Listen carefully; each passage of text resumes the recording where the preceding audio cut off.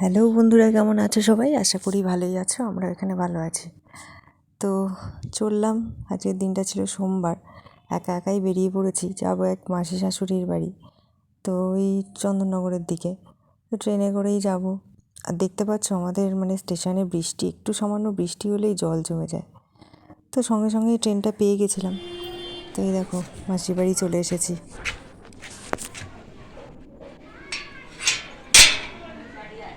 হলো গো, হলো।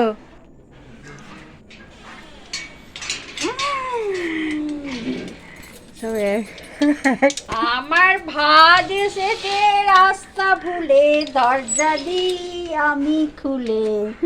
আমার ভাজ এসেছে ডুবতে রাস্তা দেবে। ভুলে, দরজা দি। ওরে বাবারে, কাজ আছে। আরে ডাল আলু ভাজা তো, বলছে ডাল।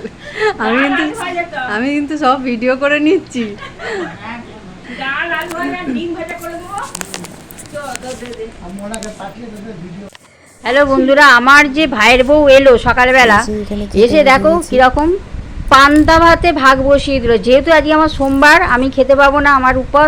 পান্তা ভাত আর পেঁয়াজি মা ভেজে দিয়েছে, পান্তা ভাত আর পেঁয়াজি নিয়ে বসে গেল খেতে। সকালবেলা প্রথমে বলছিল খাবো না খাবো না, কিন্তু দেখো পেটে খিদে মুখে লাজ, চলে কি আজ বলো?